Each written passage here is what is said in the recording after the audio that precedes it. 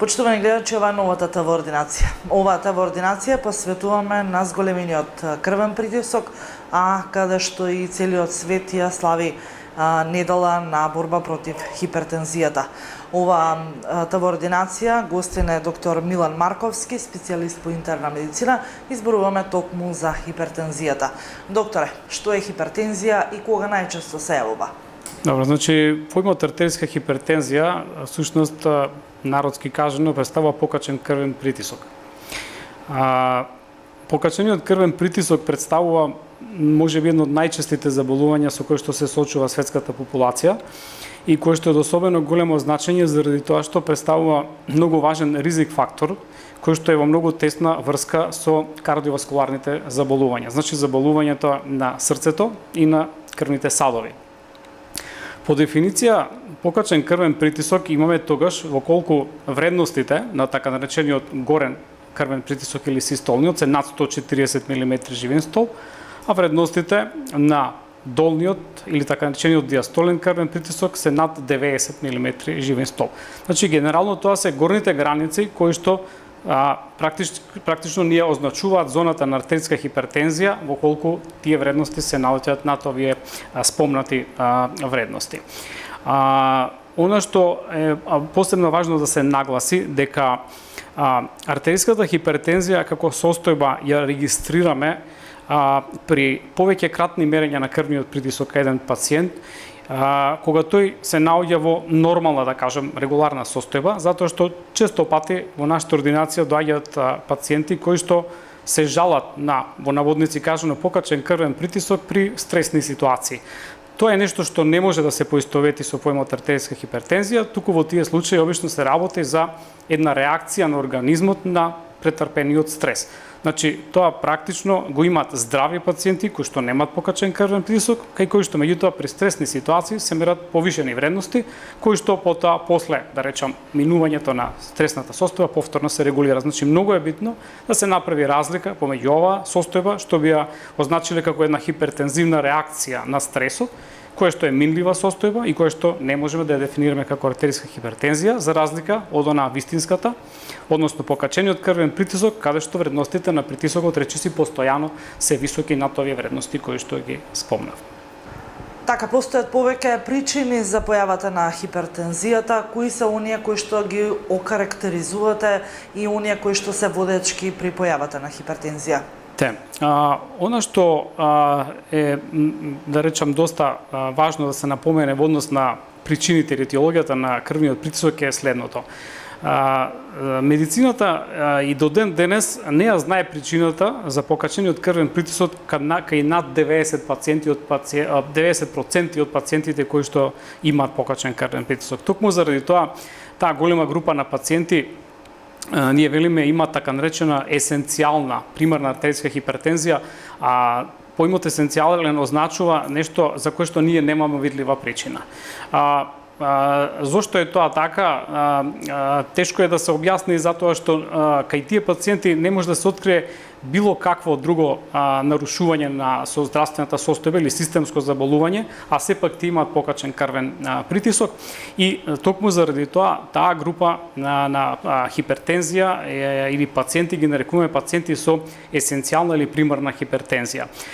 Во еден помал процент,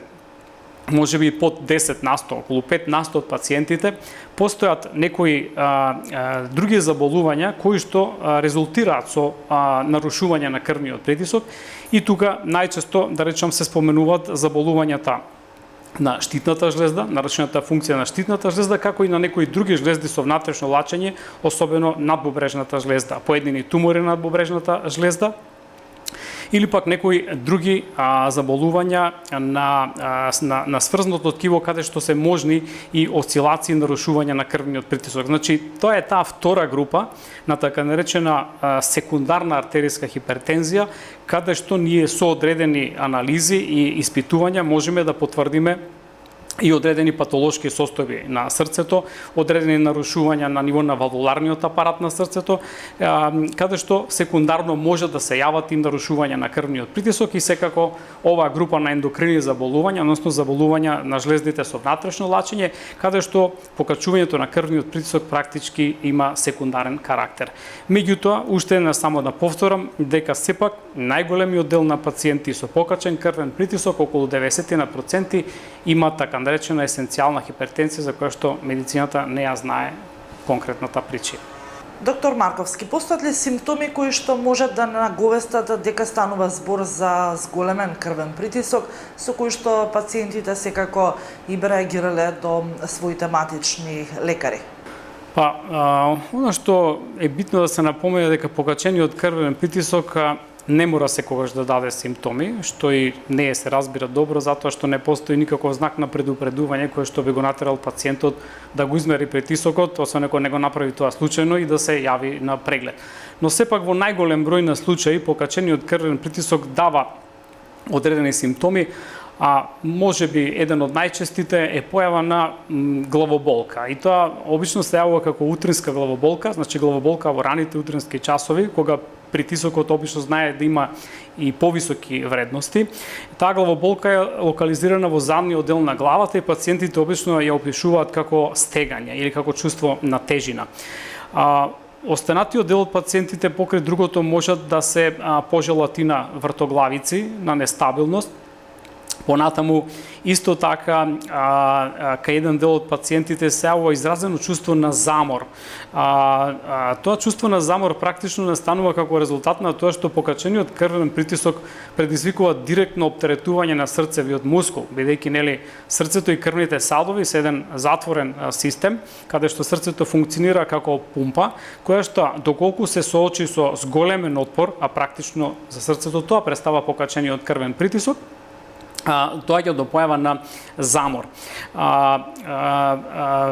Практично состојбата на срцето и на крвните садови има директно влијание на вредностите на крвниот притисок. Затоа што доколку постои зголемен периферен отпор во циркулирањето на крвта, ние тоа го значуваме како вазоконстрикција, практично доаѓа до скок на крвниот притисок, бидејќи крвниот притисок, кажано, ако може да се каже тоа на некој начин математички, представува производ од минутниот волумен по периферниот отпор. Значи, минутниот волумен би бил волуменот на крвта која што срцето ја пумпа во текот на една минута, а периферниот отпор практично зависи од степенот на стегнатоста или опуштеноста на периферните крвни садови. Значи, ако се тие стегнати, тогаш периферниот отпор е поголем, расте и крвниот притисок. Ако срцето работи забрзано и при тоа се зголеми како резултат на тоа минутниот волумен, повторно расте крвниот притисок, што се параметри кои што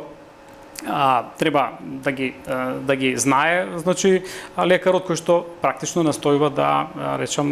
најде адекватна терапија за лечење на покачениот крвен притисок.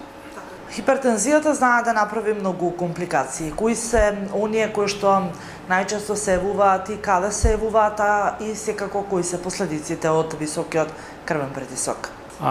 Покачениот крвен притисок или артериската хипертензија представува еден од најважните ризик фактори за кардиоваскуларни заболувања. Во таа група, само би ги набројал кратко, секако спаѓаат пушењето цигари, значи дејството на никотинот, понатаму на второ место, значи доаѓа покачениот крвен притисок, понатаму покачањето на ниво на масти, односно холестеролот, покачаните вредности на шеќерот во крвта, значи диабетичарите спаѓаат во таа ризична категорија. Понатаму пациентите со покачена телесна тежина, понатаму исто така физичката неактивност се смета за ризик фактор. Наследниот фактор доаѓа на некое 6-то или 7-мо место и исто така и стресот има известно влијание и јако треба да се напомене дека тука улогата на стресот фактички е преку зголемувањето на ниво на адреналинот, што представува хормон на стрес кој што ги стега крвните садови и како што веќе претходно кажав, го покачува периферниот отпор и на тој начин го покачува и крвниот притисок. Во оваа група на ризик фактори, како што веќе реков, во дечките места им припаѓаат на пушењето цигари, како и на покачениот крвен притисок. Високиот крвен притисок може да предизвика поголем број на компликации, почнувајќи од оние кои што се акутни, кои што може да настанат веднаш и за кратко време, особено при повисоки вредности на крвниот притисок, така наречени хипертензивни кризи, каде што вредностите на притисокот знаат да бидат и над 200, зборувам за горниот притисок, односно да систолниот притисок. Во такви случаи е можно да дојде до прскање на крвен сад, обично тоа се случува во мозочната циркулација, како резултат на што доаѓа до излевање на крв во мозокот и тоа практично представува мозочен удар, хеморагичен инсулт, кој што е извонредно сериозна состојба, затоа што во голем процент завршува со смртен исход, во помали проценти се можно и санирање на состојбата во колку веднаш се интервенира и пациентот биде згрижен. Другата можна акутна нагла компликација од покачениот крвен притисок е нагла срцева слабост. Значи, срцето како пумпа, соочувајќи се со високи вредности на крвниот притисок,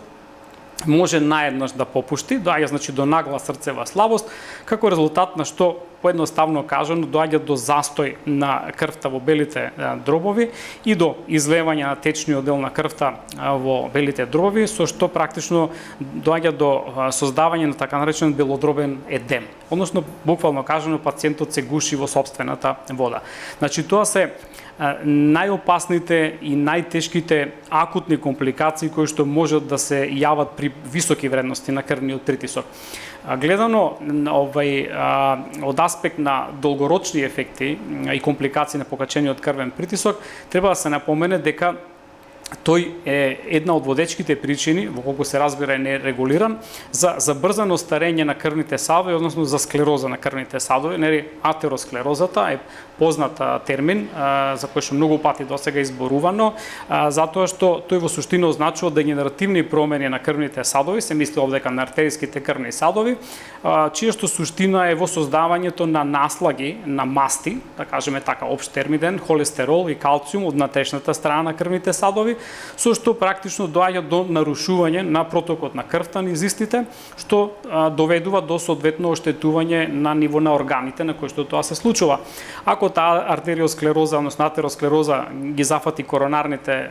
крвни садови, значи крвните садови што го хранат срцето, доаѓа до развој на коронарна артериска болест, односно до намалена исхрана на срцето, како резултат на што може да се јават неколку форми на таа коронарна артериска болест, од која што се најпознати така наречената срцева болка или ангина пекторис, која што може да се јави како стабилна и нестабилна форма, и конечно на најтешката позната во народот како инфаркт на миокардот, односно срцев удар. Значи, пациентите кои што имаат нерегулиран и висок крвен притисок практично се во ризичната категорија за развој на овие компликации, конкретно како што веќе кажав, за развој на коронарната артериска болест. Понатаму исто така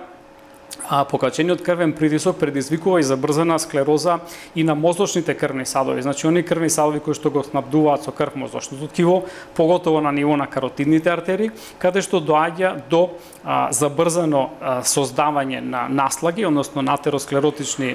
плаки, кои што знатно ја намалуваат циркулацијата према мозокот и можат дури да предизвикат и потполно зачепување на крвните садови, што води кон појава на мозочен удар. Значи, практично имаме срцев удар во првиот случај, овдека имаме појава на мозочен удар. Значи, покачениот крвен притисок, стимулирајќи ги,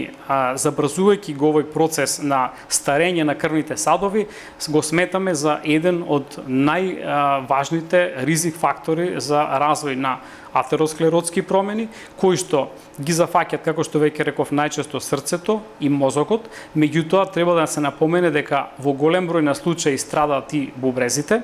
поготово кај пациентите кои што имаат шеќерна болест, затоа што кај нив многу често се забрзани и прогресивни тие дегенеративни промени на крвните садови, А крвниот притисок и сам за себе, во колку не е регулиран, може да предизвика нефропатија, значи практично да предизвика бубрежно страдање, кое што може да заврши дури и со бубрежна слабост. Покрај тоа, покачените вредности на крвниот притисок предизвикуваат и сериозни промени и на очното дно, значи можат да предизвикаат и анатомски промени на крвните садови на очното дно, односно така наречена предизвикуваат така наречена хипертензивна ангиопатија на ниво на окото. Значи тоа се бројни компликации практично на сите витални органи, од кои што најдраматично се манифестираат оние на ниво на срцето, на мозочните крвни садови и обично на бубресите. Светската јавност се погласно зборува за намалената старосна граница кога станува збор за хипертензијата. Зошто е тоа така и кои се вашите ставови? Па за жал тоа е навистина така, затоа што додека порано можеби хипертензијата обично ја среќававме кај популацијата во средна возрастна група, значи после 40-50 година, сега таа старосна граница се спушта значи и на помладата популација. Обично кога се работи за помлади пациенти кај кои што имаме покачени вредности на крвниот притисок потребно е да се направат комплетни исследувања за да се исклучи секундарна хипертензија. Тоа значи покачен крвен притисок кој што е резултат на некоја патолошка состојба на некој од другите органи. Например, во колку постои, како еден пример ќе спомнам за една секундарна артериска хипертензија што може да се јави кај млади луѓе, па дури и значи кај адолесценти, тоа е така наречената коарктација на аортата. Тоа е едно стеснување кое што се јавува на лакот на аортата, кое што е најголемиот крвен сад што излегува од срцето, и како резултат на тоа стеснување практично се зголемува притисокот во горниот дел на телото и тоа се млади пациенти кај кои што мериме покачени вредности на крвниот притисок. Меѓутоа еден солиден кардиолошки преглед, ехокардиографија ќе открие состојбата кај на овој пациентот и практично со решавање на тој проблем се решава и проблемот на артериска хипертензија. Или пак, например, кај млади пациенти секогаш се настојува да се потврди состојбата на бубрежните крвни садови, односно на бубрежните артерии, затоа што можно е да постои вродено стеснување на некои од бубрежните артерии, што практично резултира со појава на една нефрогена артериска хипертензија. Значи артериска хипертензија која што е резултат на нарушена структура на крвоснабдувањето на бубрегот. Меѓутоа, кога зборуваме за примарната или есенцијалната артериска хипертензија, може да се каже дека кај помладата популација покачувањето на вредностите на крвниот притисок настанува како резултат на едно хронично делување на стресот. Затоа што темпото на живот во денешно време значително се разликува во односно на што некогаш било, значи значително е подинамично, поинтензивно. Тоа е она што го означуваме како стрес, континуираниот постојан стрес практично преку зголемувањето на нивото на ние викаме катехоламините, односно на адреналинот, кој што се хормон на стрес, доведуваат и до речиси постојано покачување на вредностите на крвниот притисок. Секако дека од големо значење тука и конзумирањето на солена храна, бидејќи солта по пат на осмоза ја задржува водата во крвните садови, го зголемува циркулирачкиот волумен на крвта, што доведува до покачување на вредностите на крвниот притисок и исто така проблемот со покачената телесна тежина кој што за жал е се почесто присутен кај помладата популација, а поврзан е со хиперкалоричната исхрана, значи внес на калорична храна при недоволно трошење на истата, значи физичка неактивност, која што е денес присутна пред се заради тоа што поголем дел од младата популација го минува времето пасивно зад компјутер и практично не е доволно физички активни, како резултат на што се зголемува телесната тежина, а покачената телесна тежина е асоцирана обично, иако не секогаш со покачен крвен притисок, бидејќи масното ткиво е живо ткиво кое што мора да се храни. Во него имаме капиларна мрежа, значи мрежа на крвни садови. Тоа значи дека колку е поголема телесната маса, толку е поголема должината на крвните садови низ кои што срцето мора да пумпа крв, што практично доведува до зголемување на тој периферен отпор и покачувањето на крвниот притисок. Значи, кај помладата популација, тоа се главните причини што се повеќе доведуваат до појава на покачени вредности на крвниот притисок. И секако, хипертензијата е болест која што се лекува. Кои се и како се дели лекувањето кога станува збор за покачен крвен притисок? Секако дека се лекува и можеме да кажеме дека благодарение на ефикасната терапија, голем дел од пациентите практично го решаваат проблемот, со една меѓутоа многу важна напомена, дека лекувањето на артерската хипертензија може да биде кај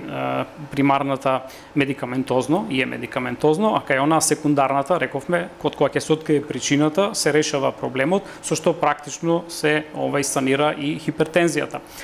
Кај што се однесува до лекувањето на примарната или есенцијалната хипертензија, потребно е да се каже дека према некои статистики, од сите хипертоничари, значи пациенти со покачен крвен притисок во светот, само половина се лекуваат, а од таа половина што се лекуваат, па само половина има добро регулиран крвен притисок. Значи, не секогаш земањето на терапијата доведува до успех во регулацијата на крвниот притисок, поготово ако тоа регулирање на крвниот притисок не е систематски следено од доктор кој што го прати својот пациент. Она што често јас се трудам да им објаснам на пациентите кога им ја даваме терапијата е дека регулацијата на притисокот не може наеднаш да се случи и дека е потребен извесен временски период од кога се даде таа стартна терапија, што ние ја дозираме врз основа на бројни параметри кои што ги утврдуваме во текот на прегледот. Значи потребен е извесен временски период додека се заситат соодветните рецептори на лековите и се регистрираат веќе првичните ефекти, па се до можеби 1 месец или 2 дена кога веќе можеме да рачунаме на целосен ефект на терапијата која што ја даваме. Во терапијата на есенцијалната артериска хипертензија можат да се користат поголем број на лекарства. Тие лекови ние ги класифицираме во зависност од нивното дејство и сега постојат неколку групи на лекарства кои што не гледам дека е продуктивно сега да збориме да ги објаснувам која од нив што представува, меѓутоа суштината на терапијата е во тоа што ординирачкиот доктор треба да процени врз основа на прегледот кој што е направен, а секако дека тој преглед мора да биде да содржи покрај класичниот електрокардиограм обавезно и ехокардиографски преглед, понатаму лабораториски испитувања кои што фаќаат испитувања на функцијата и на бубрегот и на жлездите со внатрешно лачење.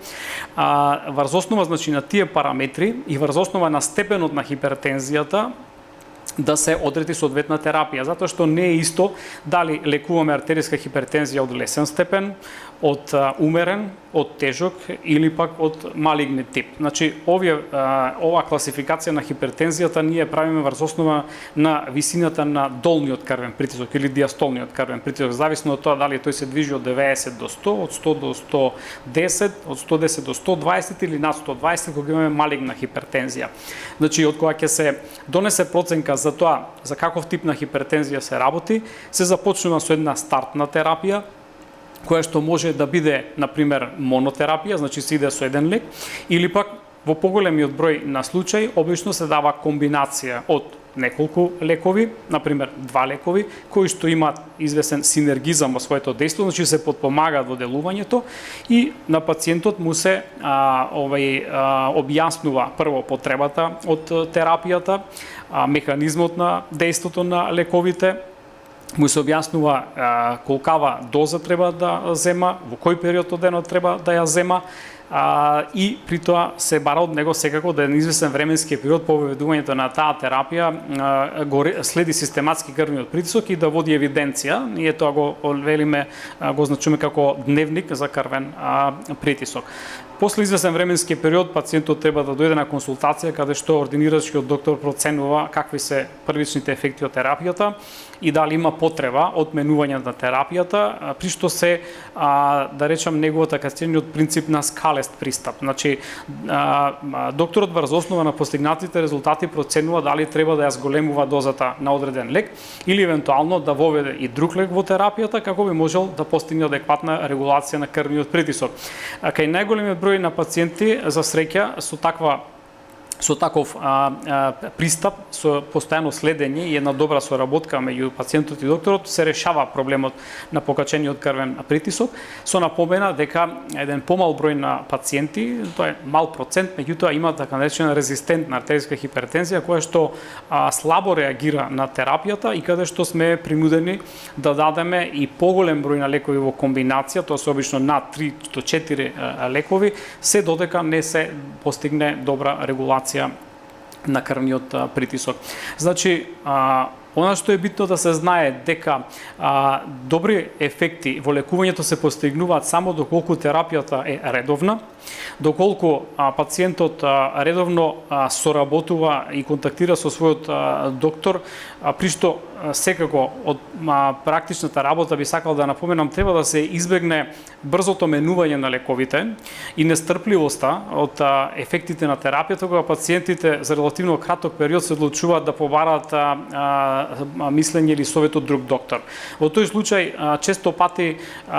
се за кратко време менуваат повеќе лекарства без да се да кажам во потполност исцрпи нивниот тераписки ефект, при што кај пациентот дури се создава негативен однос према некој лек, во смисол на тоа дека тој лек мене не ми делува. Можеби не е даден во оптимална доза, можеби не е направена оптимална комбинација и токму заради тоа, како што веќе реков, од практичен аспект препорачувам да не се за кратко време носат, да речам, заклучоци околу ефектот на терапијата и при тоа да се ова иде од доктор на доктор, кога пациентите обично добиваат различна терапија и при тоа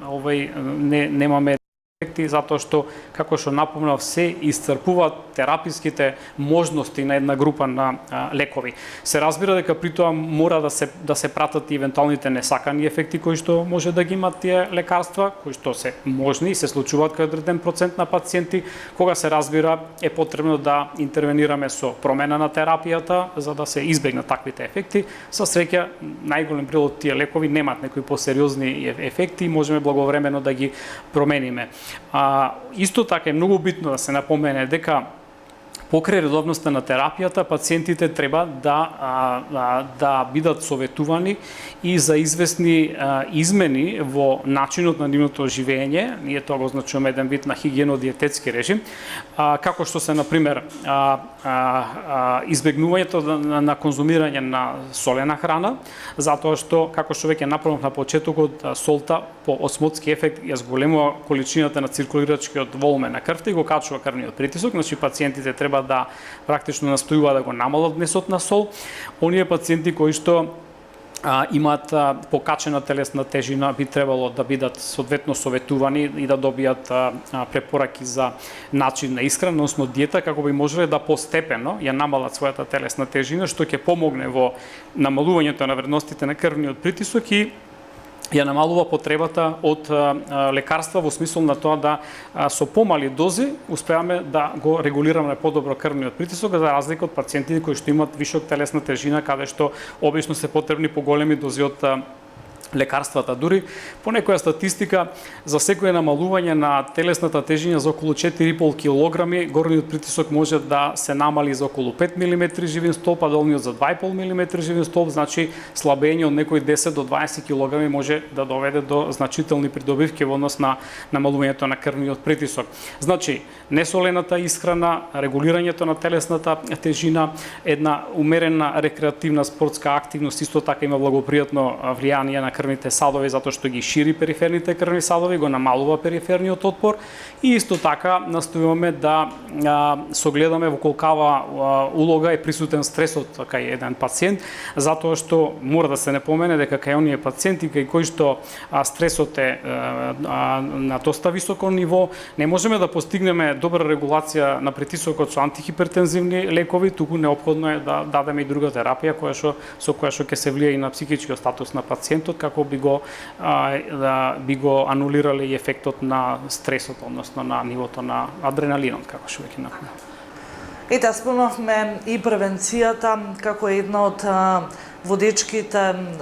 диагностика која што кога станува збор секако за зачувување на здравјето на граѓаните. Кој е апелот кој што вие го патувате до пациентите со високиот зголемен крвен притисок, но и секако апел до граѓаните како до превенција да не се покачат вредностите на крвниот притисок? Па секако, да, значи ова практично е на некој начин апел и до пациентите и до колегите. Пациентите мора да сватат дека нерегулираниот крвен притисок е исклучително висок ризик фактор и како што често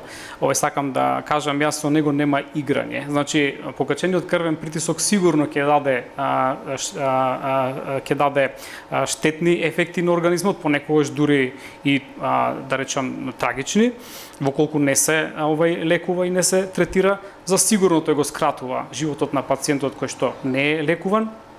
Исто така е битно дека, уште еднаш ќе повторам, е потребна доследност во лекувањето, редовност во терапијата, соработка со лекарот кој што го води пациентот и што обично го препорачувам и на своите пациенти да регулацијата се обиде да ја направи еден лекар, бидејќи тој го прати пациентот во еден подолг временски период, може да согледа кои се ефектите од поедини групи на лекови, кои дози на пациентот му се потребни и да прави соодветни корекции во терапијата во колку се тие неопходни. Значи, во секој случај апелирам на една добра соработка помеѓу лекарот и пациентот во регулацијата на покачениот крвен притисок. Благодарам и на вас. Доктор Марковски, јас ви благодарам што одвоивте време и бевте дел од таа ординација. А ние, почитувани гледачи, овдека велиме до гледање до следното издание на таа ординација.